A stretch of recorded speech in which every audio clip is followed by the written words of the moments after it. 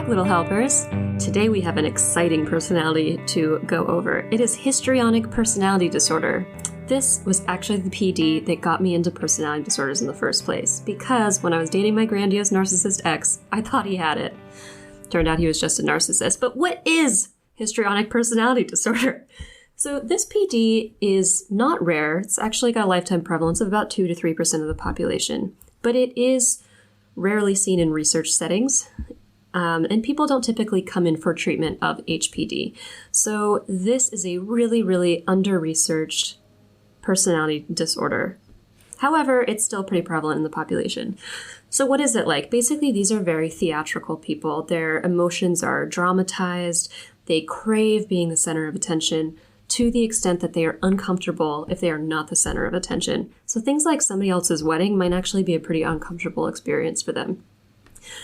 These are people with rather shallow emotions, but big dramatic displays of emotions.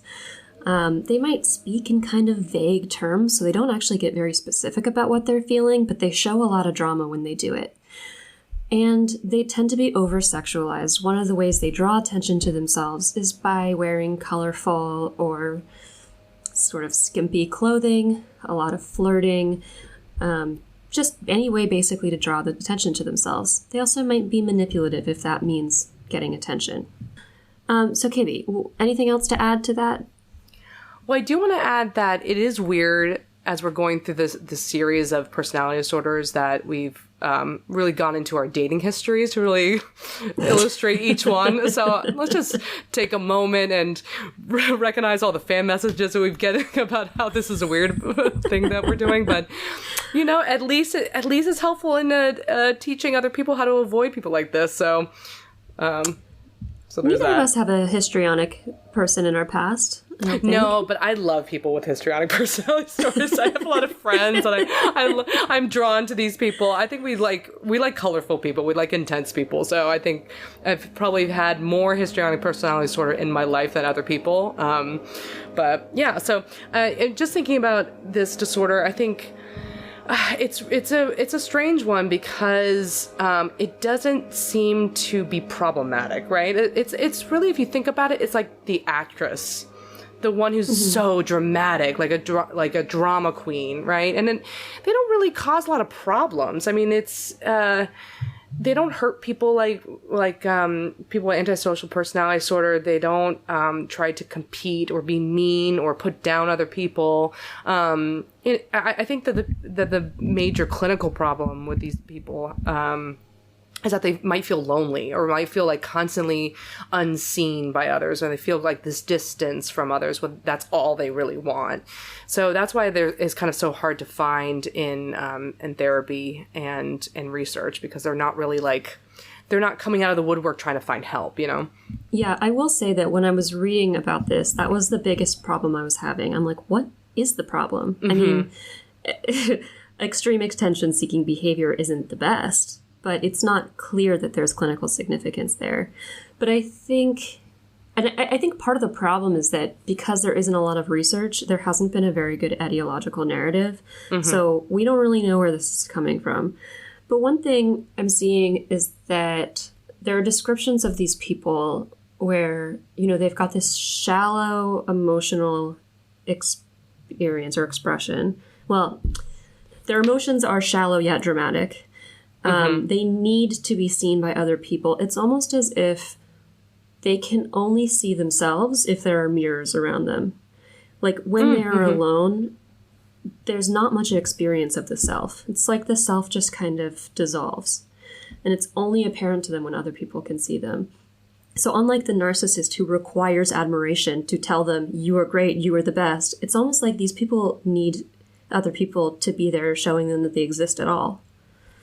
That's a really good way to put it. It's funny because I would think that narcissists and people with BPD have similar qualities, right? They need some kind of other people reflection and validation of their selfhood. But I think I like thinking about this as a mirror. They almost need like an audience, right? Like narcissists need people to admire them. They need to be better. People with BPD, they need the closeness. Otherwise, they are destructive. Histrionic personality disorder people are not necessarily destructive, or want to get over on others. They just want to be seen and want to be admired in this, like they're this shiny object, right? Like the bird with the most beautiful plume of feathers, right? They want people to be drawn to them, I think. Mm-hmm. Mm-hmm.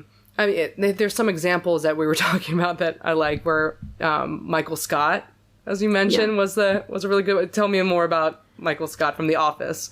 This was my favorite example of diagnosing a TV character, because it was such a light bulb moment. And Kibby, it sounds like we both had this at separate times. Yeah, I gave a talk to a grad school department that the title was "What's Wrong with Michael Scott?" Because I wanted to talking about like personality disorders and how some people can't read other people's reactions that well. And Michael Scott was my example. So you describe. It's such a good question, because there's something clearly wrong with Michael Scott, but it's not clear. It's so obvious, but not clear why. Yeah. So he is enormously attention seeking. Mm-hmm. I mean, I don't think that needs further proof. He's always bothering other people at their desks. He can't stay in his office, right? He's always going to be parading around, having random seminars and meetings, workshops on whatever thing he's thought up that day. He has to be making videos where he is the star. He also, and this is a hallmark feature of HPD, is believing that their relationships are much closer than they are. Mm-hmm. So if you have that person in your life who's like, oh my God, I'm best friends with that person, but they've only met them like twice. That's this feature, right? And Michael Scott, it was so important for him to be best friends with everybody, especially Jim. But it was everybody in the office. They're all my friends. They're not my employees. The hypersexualized behavior, kind of. There are multiple scenes where he is wearing like very shiny clothes to go to a club. He also seduces his boss. He seduces his HR person. Good point. And there's one scene I remember where he puts on a shirt to go to a club and it's like extremely tight. So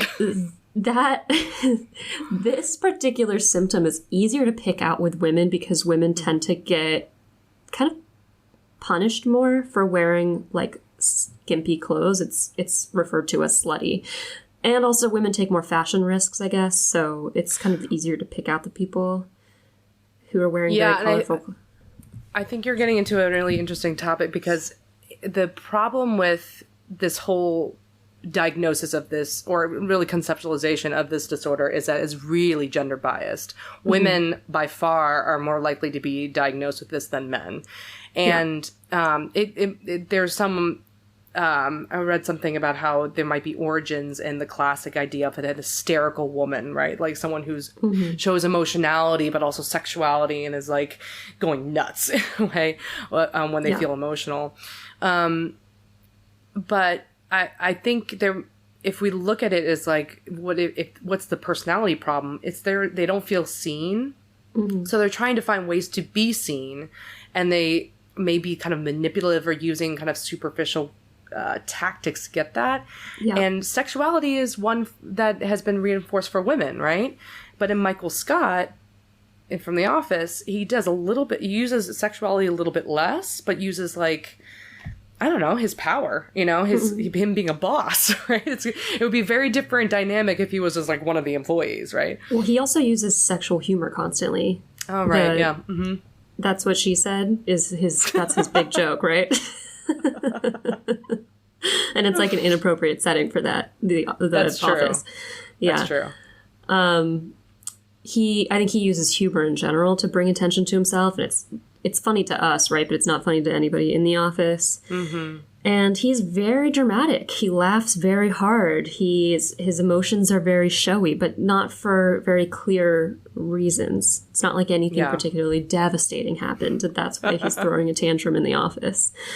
There's this one episode where he accidentally steps on his George Foreman grill at home, and it comes in with his whole his whole leg bubble wrapped. Yeah. And the whole episode is him jumping around on one foot, showing everyone this injury. And it's just so funny, because it's just, it's cringeworthy, right? When someone really has HPD, you feel like you're cringing watching them, because they're so dramatic without realizing how that's off-putting. Yeah. Yeah, I can't believe a TV show got such a perfect example of a little-known personality disorder. You had one from 30 Rock? Yeah, the 30 Rock, I love that show. I can't believe you haven't watched it, but you should watch it. And Jenna Maroney is the character I'm thinking about. She has a little bit more narcissistic traits, like she wants to be admired, but very histrionic, uses sexuality constantly. Everyone she meets and talks to and interacts with, there's some kind of sexual thing. Either she mentions something about her sexual past and prowess, or she hits on guys, right? So, and constantly like singing and doing things just to get attention in really funny ways. Like if someone is better at singing, she just collapses into rage. So, so it's, yeah, so that's another example. But all these characters are so funny because it really, I feel like histrionic personality disorder really illustrates to me what a personality disorder is. Everyone can have traits of all these disorders that we talk about. There are a lot of people who have traits of being attention-seeking or using sexuality or whatever, and it could be problematic, it could be fine. But people with the disorder are doing it in a way that throughout most of their life and in different situations that it's not appropriate or works against them. Yeah. So, for example, like all these people, if they got into show business, they'd be in good company, right? It wouldn't be a disorder. It would just be the way they are, and using it, to lead to like professional success through drawing attention to themselves, right? I've kind of been formulating this question in my head the last 24 hours that, like, could PDs? There's almost like a code switching problem. So in a single environment, it makes sense, but they are incapable of adapting to other environments. So yeah, on the stage, being histrionic makes sense. At work, not so much. Yeah, that's exactly what I was obsessed with in grad school. That's why I started to get into empathy and trying to understand how people read social cues. Because you could have all these traits, but if you have the ability to read other people's reactions and adapt your personality and behavior to different situations, then you don't have disorder. You're just a normal person, actually. Like, if you are able to be attention seeking on stage and then in your private life, just let other people have the floor, like go to people's weddings and celebrate them, then you're just a successful actor. But if you're doing it everywhere, then there's something wrong with your ability to be flexible. And I think that's a lot of what mental health is, as we understand from the science. That's the problem, is like not being flexible with our coping strategies. Yeah. And you see this with Michael Scott. He was an incredible salesman. Yeah. And I think sometimes like histrionic PD kind of reminds me of the salesman who never turns off. The used car salesman, just overly flamboyant. And you see, Michael Scott is not a bad person. He was quite sweet in many ways, but he was inappropriate. He annoyed the shit out of people. Was he fired at some point? I don't know. They tried to, throughout right? the series. Yeah, he was fired and hired, and there was all sorts of stuff. Yeah, embroiled in scandal, etc. And I mean, you can imagine these negative consequences. If I go around flirting with everybody, I might not have a job right now. I mean, it did work well in New York, though. It was a way to maintain employment. But now... Jack was a recovering histrionic. No, I'm kidding. It's about using those skills in ways that are appropriate. Yeah, and I think about what it's like for loved ones to be around these people who can't adapt, are like kind of cringeworthy. You do feel like an audience member. I think that's what The Office captured so well, is that you feel the distance, right? You see, the show shows it very clearly. There's Michael Scott doing his thing, trying to get attention, and everyone else rolling their eyes. And Michael Scott not seeing the eye rolling. And every time I haven't had a patient with this, but I've definitely come across them clinically, and I have some people in my life who have this disorder. And you feel like there's like this fourth wall. I mean, and it's like theatrical. You feel like you're sitting there watching this other person, and you kind of feel invisible, and you kind of roll your eyes at how embarrassing they are, like they're doing things inappropriately, and you're kind of like, oh my God. And there's that disconnect. And I think that's the pain point of this disorder. They want to be seen so badly, but they're seen through glass. Yeah. Ugh. Yeah, so have you... I've never had a clinical experience with anybody with HPD, and it's actually not all that prevalent in my friend... Or maybe that's because I'm the one with HPD. I think anyone who's who has a friend who's like a theater kid, or like a loved one who's like a theater kid in that way. I've come across it more in assessments, and in those with assessments, I mean just like an interview to diagnose them, or in research studies, and you'll come across something that brings up an emotion. First of all, they like act like they're your best friend anyway, and they comment, they like very sexual behavior right off the bat, like flirting, and maybe they dressed in this like really, really provocative way, and then they might describe something emotional. And usually when that happens in an assessment or in therapy, the empathy part, you might feel the vulnerability. You might join them there. You're going to feel bad yourself. But they might like, oh, it was horrible. You can't imagine. It's the worst thing ever. And they might describe something legitimately sad or painful, but you just kind of roll your eyes internally. Like, you're like, ugh. You feel like you're being... like there's just a performance in front of you. Right. And that's just so sad for... I was just going to say, this is how I know I don't have HPD. It's these dramatic displays of emotions. I don't you do like not have that. No. You don't. You definitely interact with people through your sexuality and beauty, right? I think that's something that for you, you've gotten a lot of like feedback from. I mean, this is how you ended up on TV. Like, you were able to draw attention really well. Even right now, right? Like, even like doing stuff what like am I this, doing and you're right able now? to, well, yeah, I mean, like a podcast and, you know, all these different public facing things, you're very good at it, but you're not like that outside of this arena, right? Like I've seen you in I can't believe this is not what I was planning to We're go. doing a clinical assessment of me. I've always wanted this. No. That's the thing. Like, I've watched you in group settings, and like, you're definitely able to turn on the charm, turn on the flirt, use your beauty for, to kind of guide interaction. But if you were like that all the time, that would be an issue. Or if you didn't have the self-awareness that you do, and are able to talk about like, yes, I've had like a lot of sexual experiences, or I like flirting, then I'd be like, ugh. But I don't feel that distance from you. I'm like, Jacqueline's like doing her thing, you know? Yeah, that's good. No, I mean, I don't even wear makeup with patients, you know? I mean, there's no like, it's definitely for a purpose in a specific setting.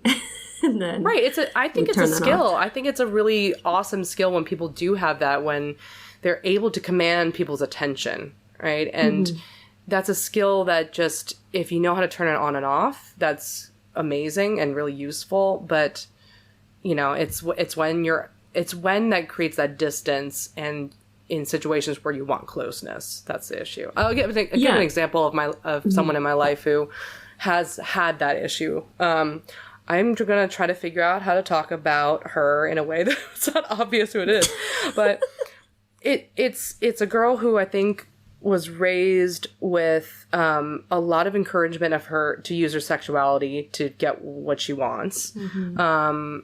Lot of advice from the mother about anywhere you go, you could be finding your next husband, or like your husband. Ooh. So everybody she interacts with, it's like like as if she's dating everybody. She would have a great interaction with someone. I remember this, like a lot of my guy friends, she'd have a great conversation with them, and then she'd be like, oh, that person's just in love with me. They're just hanging on my every word. I can't do this. Oh, God, there's so many people I have to juggle. I just can't. But they do love me, so maybe I'll go on a date with them. And I would talk to them, and they'd be like, what are you doing? Like, no, I was just being nice to her. So she just interacted with the world like she was... like, she'll call people her boyfriend after the first date. Yeah. You know? And she believes it?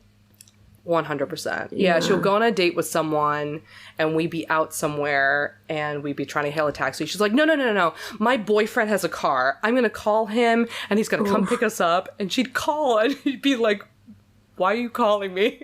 Oh, Why? no. Yeah. It's that reaction of like that embarrassment, like, oh my God. But she couldn't read. And then she'd get mad. She'd be like, I can't believe he wouldn't do this for me. And she couldn't read the situation, right? She couldn't adapt for this, for like social feedback. And just, she just would perform in every setting. Of course, she did do theater at some point, and just draws attention to herself in her sexuality all the time in a way that all of us were able to be close friends with her, but we all eye rolled behind her back. We all love her, but we all kind of go like, I know, she's a little nutty. And that's just such a sad thing because she's living in this bubble where there's such a distance and disconnect with all the people around her. Ugh, I feel so bad talking about it, but... I remember with my narcissist ex who is more of a narcissistic than histrionic, but he would wear this flashy clothing and kind of like sexually dance like around me or on me like in public. And I was rolling my eyes internally all the time to the point where I'm like, am I a bad person? Because I'm like so cringed out by my partner. So I guess I did bring in an example of like but I feel like that's just one of the symptoms, just one of the symptoms. Yeah, as you could see in the scope of the disorders we talk about, this is frankly not that harmful, right? Like people who might be listening to the antisocial personality disorder or narcissism episodes we've done are probably listening to it like I've suffered because of this person that I've loved who has this disorder. Right. I don't know if that's the case. I mean, I would love to hear from anyone in the audience if that's the case, but I don't know if anyone's like hurt by them. They're just more embarrassed and they don't know what to do. I would imagine if your mother has this and you are raised constantly be embarrassed by your mom. Your mom is wearing short shorts and a booby shirt to pick you up from school. She is trying to get the attention of your friends when when you bring them over. That would be pretty painful. And I did read, I mean, at this point with the research, I'm just picking out like one-liners. I don't even know if they're like sound, but they're saying that like a possible origin factor here is parents with very loose boundaries and kind of inappropriate behavior. And we also know it's quite hereditary. Oh, no. I just realized why I really like this disorder. I'm having an insight right now. Oh, this is amazing. Oh my God. I got an assessment session and you're getting an insight? Oh, God. I realize that my mom has traits of it. I don't think she has a full... Sure. Yeah, okay, yeah.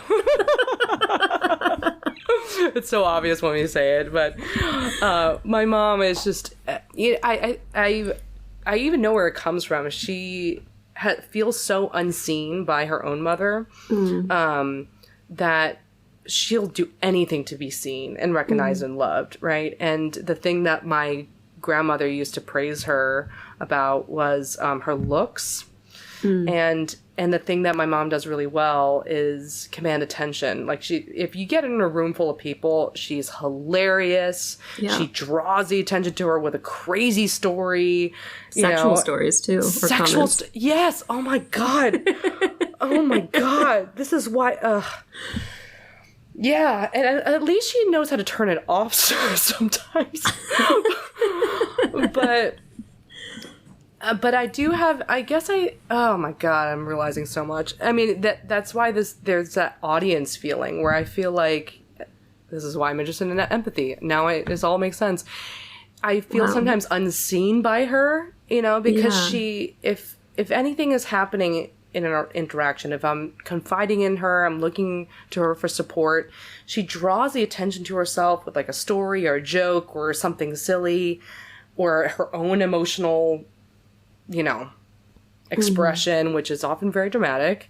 And it just pulls the attention away from me. And I feel like I'm just watching a show. And there's something like comfort in that like I sit there and I'm just like, I've disappeared again. And oh no, now I know why I've dated people with this trait. Oh my God. Oh my God, you guide me. I'm gonna lose. I'm losing myself in insight right now. Yes. So never mind. It is very painful for loved ones to have of people with a histrionic personality disorder. Not like the worst. There were other things that were more problematic and more painful, like the alcoholism and stuff like that. But there is that sense of distance and the feeling that no one feels seen in this relationship. Yeah. And now you have this quality where if it's very common to like talk to you, I'll be like, how are you? And you'll say some things about yourself, but then you'll very quickly turn it on me or turn it on the other person. It's like the spotlight can only stay on you for 30 seconds and you start counting down. It's like... Well, that's the thing. I've been hanging out with my mom more recently, and we'll be in a group setting, and I've always been very anxious talking in a group, like dinner or something like that. I don't know. I don't like when the whole room turns to me and listens to me. I could do it in public speaking. Yeah, like I could do it in public speaking in situations where I'm like, okay, this is what I'm doing. But if we're all talking and I'm telling a story, I start to get really anxious with the attention turned on me. And I watch her, and that's her comfort zone. She'll do that compulsively, and we all will turn our attention to her. And I feel this relief of like, sometimes it's embarrassing, but I that's my comfort zone, just sitting in the audience. And you think that that's your comfort zone because you were kind of trained that way to always be the audience? Yeah. Okay. Yeah. Because I can also see that being somebody's comfort zone because they experience that if the attention is on them, it is not on their parent, and that is punishing. Like, they will then get punished for that. Because the parent wants the attention. Okay. Dr. Trumbull. I don't know. I mean, that might be more aligned with narcissism or something. I'm just No, that's a good point. I don't need it in that moment. I don't have that yearning to be in the spotlight when it comes to like social settings. But I do have it when I go to her or I feel and I express an emotion to her, like I'm going through a hard time. This is how I feel. And she turns it quickly back to her own feelings. Yeah. So I'm constantly punished for bringing attention to me and my needs. So I'm just like, whatever, I'll just sit and watch. Do you remember being embarrassed growing up? All the time. Oh my God, all the time. Oh my God. Yeah, I mean, most of the time she does it really well. You know her. She'll go and tell an embarrassing story, but she is also so smart about it. She has a self-deprecating aspect. Like she's okay being the clown. And I see that disarming people. Like she'll make an embarrassing. Oh my God! Like we were touring a property. We were looking at a place at my new place. I'm sorry. I'm just like I'm stuttering because I'm realizing how much this has affected my life. And we came into this podcast being like, I don't know what to talk about. And I'm so excited to talk about this episode, and I didn't even know why, but now I do. So listen, it's not like we're taking time away from good research. I mean, right. So we were touring this property, and my mom turns to the broker. Like the broker's like, oh, like, look at this area. The kitchen is amazing, you know. And my mom goes, yes, and you were just so handsome. And it like everyone blushed. It was so embarrassing. My mom even goes, oh, I'm so embarrassed, and takes her mask and puts it over her eyes. And I was doing my normal like head shaking thing. And I remember being so humiliated. But when we left, we were joking about that. I was like, Mom, come on, you had to hit on the hit on the broker. And she was like, he was so sexy. She was like, but he was also too slick, and I thought making that comment might throw him off his game. Interesting. And she started to get more information from him after that. So it is interesting too that part of histrionic personality disorder, some of the things we were reading was saying that these kind of attention-seeking strategies are like manipulative, or their tactics to try to control people around them. Yeah. And that's why it might be linked to psychopathy a little bit, like almost like the female version.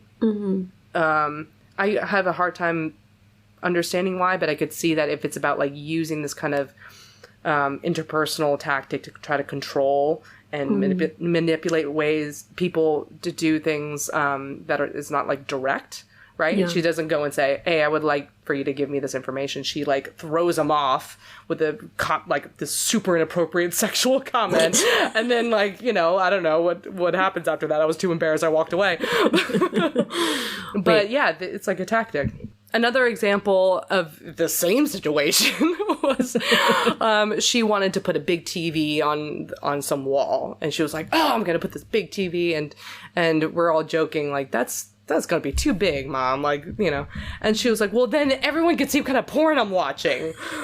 And super embarrassing. One of the first things she ever said to me was, it was Colton's season of The Bachelor, and she loves watching The Bachelor with you, or she did. And I said that Colton's a virgin, and that's why he's, that's his like shtick this season.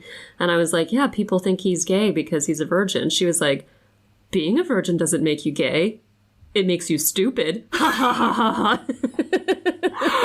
That's a really good example of what my mom does. And I know her well enough now that she doesn't actually believe that. Most of this is part of the superficiality. Most of the things she says she doesn't even remember or doesn't believe in. But she does it to get a reaction. I knew that she said that to you in that moment to get you to laugh. And it did, right? Yeah. And that's what she does. I find your mom extremely entertaining. Yeah, people with these traits are really entertaining, and if she's listening, I'm so sorry. You don't have this disorder. I think it's more like,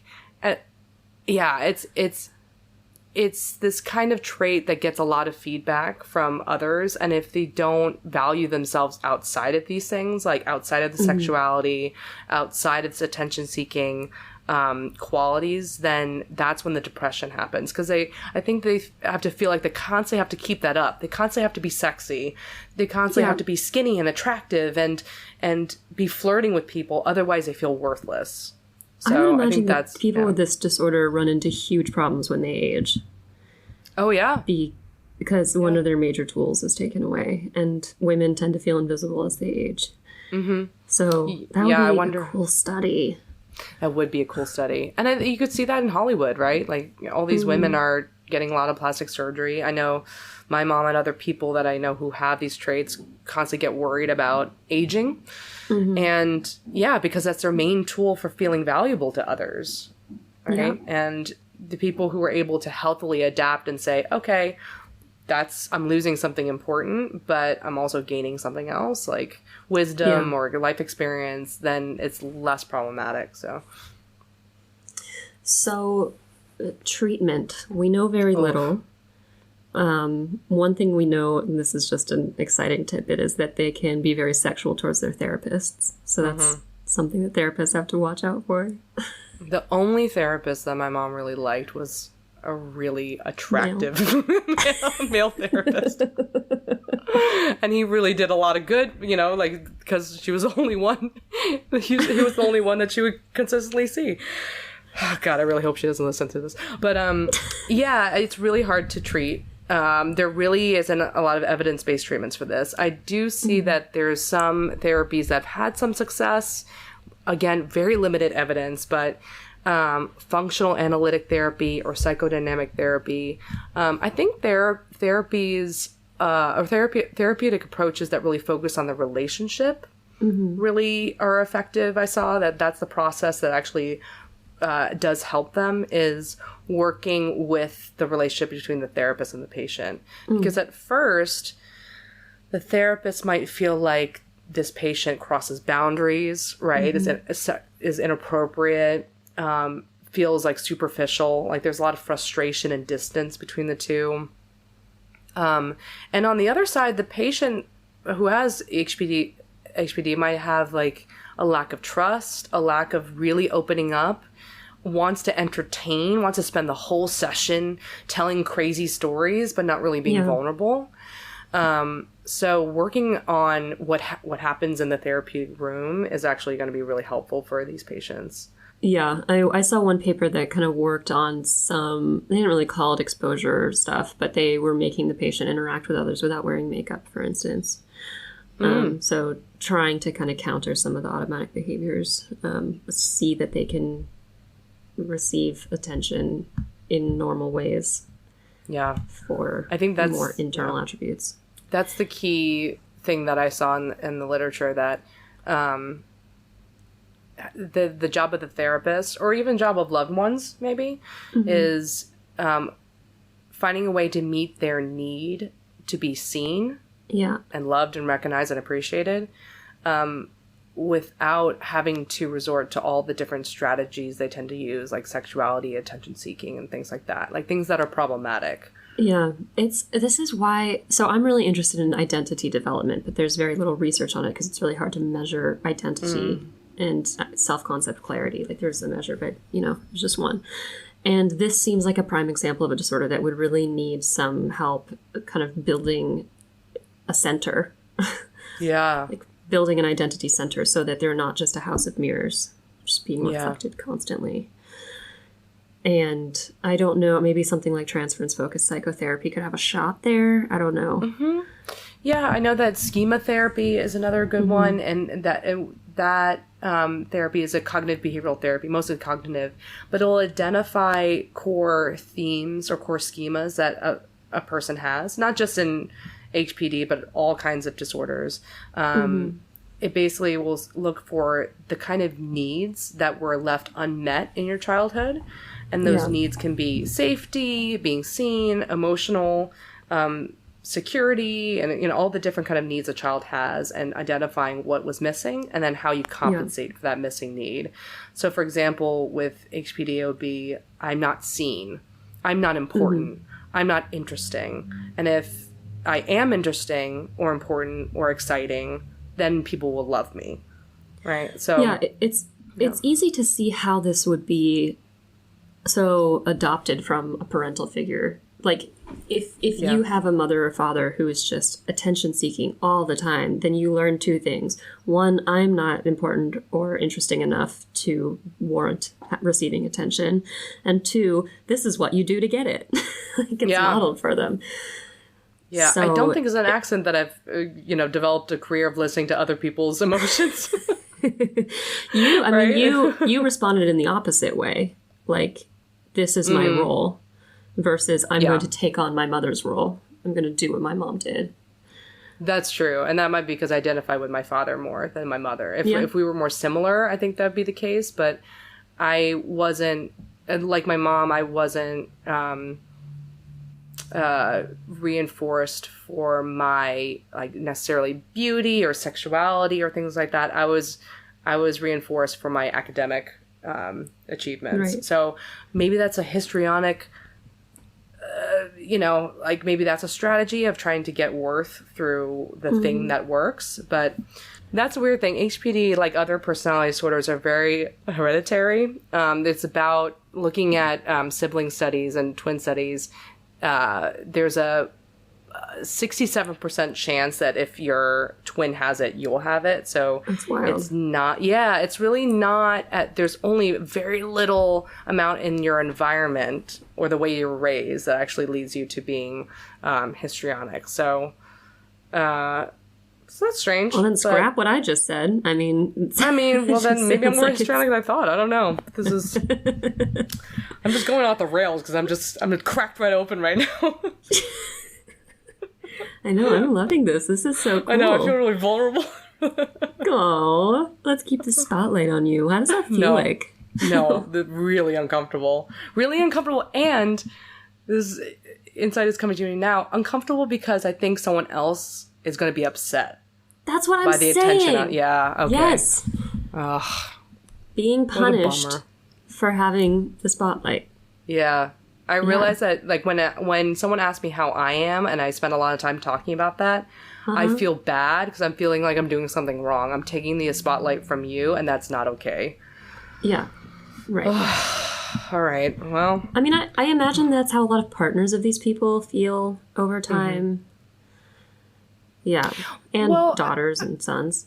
Sure, and I think my ex has definitely had traits of this. Like, I've talked about how my ex was, really good at drawing attention to himself in many ways. Mm-hmm. And I think there were times in my life that I was okay being the audience and unseen. Yeah.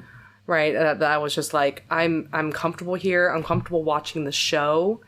And I'm grateful that I have someone so entertaining and captivating around me, because that relieves me from the terror of being seen. But also it's just like, it's exciting. It's exciting for me. It's exciting for other people. But then at some point in my life, I said, no, I want to be seen. I want my partner and my mother and my friends to see me and recognize my feelings too, and not always need to draw to them. And that's taken me time to relearn.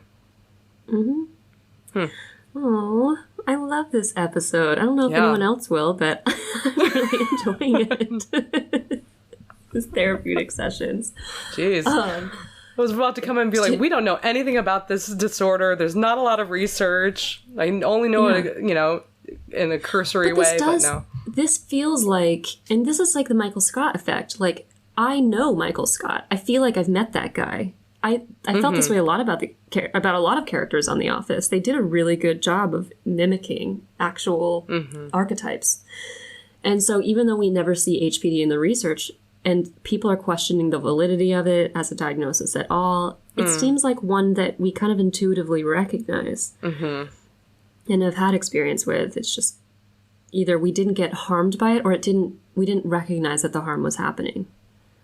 Yeah, and there's a lot of outlets for it that encourage it, right? Like TikTok, social media, reality TV, being on the stage. Like, there's a lot of venues now for being seen in this way, and how good it is to draw attention to yourself, so you get a lot of followers. I mean, that translates to actual dollars for some people. But when it comes to having loved ones with that, and having that distance between you and them, and feeling like there's always a stage somewhere, that's where the problems lie. Maybe not big enough that it causes huge trauma, or that people are rushing to research or clinics to figure this out. But I think it is something very familiar, but it's not always considered like as problematic as other disorders. Yeah. I do want to just do a little insert of like some information I found that was pretty interesting about sort of the sexual relationships of people with HPD. So what I read is that women with HPD have low self-esteem but high sexual self-esteem, and they are easily bored by sex.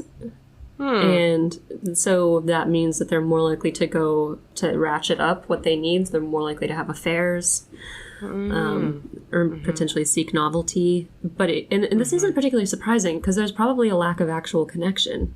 You know, I mean, if their feelings are derived so much from just being seen or viewed, but not necessarily experiencing deep connection, because they might not have much to connect with, or they might not be connected to themselves very well. There's not much of an identity there. Yeah. Then it's interesting that all... Yeah. It's just going to turn into a sex act. Yeah, that's interesting that the different disorders, especially the cluster Bs, the narcissism, BPD, this one, and antisocial personality disorder, in this area of intimacy, right? Like, this intimacy just... It's hard for them to settle into it, right? It's hard for them to be vulnerable, but also to feel like safe and secure and engaged in like normal, intimate relationships. They have to have more. It doesn't feel like enough. They're scared of it. But that's the thing they crave the most, actually. Well, maybe not people with ASPD, but not with antisocial, but the other ones, I would say so, right? Yeah, or they crave some view of it. I mean, it's unclear what the NPD person craves, I suppose, because all of these disorders, they just have so many walls up there. It's just deflecting intimacy at every turn. They all want to be loved, right? They all just want to be loved for who they are, and they feel like they're only loved for a part of who they are, or a version of them, or one quality, whether they're sexy or successful or really close, you know, all these different cluster Bs are just like grasping for this love and to be seen. Yeah. And also similarly between BPD, NPD, and HPD is this idea of getting in very close immediately and then pushing away, almost as if like, I want to be, I know the first, if you think of yourself as like a tree, I know the first few rings I can count on. Like, I know I'm attractive and charming and I can bring people into here, but I don't know that there's anything past that. Or maybe the center is rotten of this tree. And so then it's like, now push them away. As they get closer to the center, push away. Yeah. Yeah, it's like how a lot of comedians talk about that. They're able to get this approval from a distance. They're able to get this laughter, but people aren't let in. So, yeah, it's interesting. Yeah. All right, Kibby. Well, this was fabulous. And do you have any resources? I guess myself now. I'm happy to talk to anybody else who have similar experiences. But yeah, we can link the research that we've been looking at. There really isn't that much research on this topic. So we'll link what we have seen. But yeah, I think anyone could watch The Office and you could watch 30 Rock and get an idea of what we're talking about here. Yeah, I mean, people could reach out on Instagram. It's Kibby MCM, or reach out to you, and you know we could talk there. But you know, reflecting on my own experience, there's not a lot of research on this, so that I'm really just speaking off the fly here.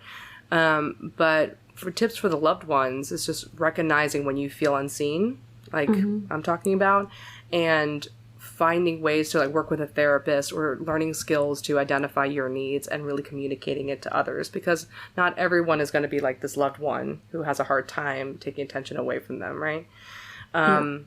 So there's that. And also, at least I have felt this kind of almost desperate need to break through that fourth wall and have that person see you, like to wave your arms and be seen by that other person and realize what they're doing. It's like in The Office when you're watching that and you're like, Michael Scott, come on, man. Like, don't you see how ridiculous you sound? So there is that kind of like desperate need of wanting them to see what you see. And, you know, maybe there's some acceptance around that might not be the case. You might not get that full mutual understanding, but there could be some direct feedback you could give. Like, you know, when you flirt with me that way, it actually pushes me away. It doesn't actually make me want to hang out with you more, or it doesn't make me want to reciprocate. So how about we connect on this way? How about you stop flirting with me in that way and let's do this instead? Because the research has shown that a directive approach is actually much better with these patients. Yeah. I would wonder if like, if you're drawn to pay compliments, maybe not complimenting appearance or incredibly external traits, but maybe complimenting what you see is internal to that person. This is, I'm just flying off the seat of my pants, but just thinking about like building, helping them be seen, but not for those, seen for something real, you know. Yeah, real and lasting, enduring, rather than their face. Yeah. Okay, well, if you all would like to leave us dramatic comments when you rate, review, and subscribe, and just tell us how much you love us, how we are your best friends, we would totally appreciate it. And see you next week. By accessing this podcast, I acknowledge that the hosts of this podcast make no warranty, guarantee, or representation as to the accuracy or sufficiency of the information featured in this podcast. The information, opinions, and recommendations presented in this podcast are for general information only, and any reliance on the information provided in this podcast is done at your own risk. This podcast and any and all content or services available on or through this podcast are provided for general, non-commercial informational purposes only and do not constitute the practice of medical or any other professional judgment, advice, diagnosis, or treatment, and should not be considered or used as a substitute for the independent professional judgment, advice, diagnosis, or treatment of a duly licensed and qualified healthcare provider. In case of a medical emergency, you should immediately call 911. The hosts do not endorse, approve, recommend, or certify any information, product, process, service, or organization presented or mentioned in this podcast, and information from this podcast should not be referenced in any way to imply such approval or endorsement.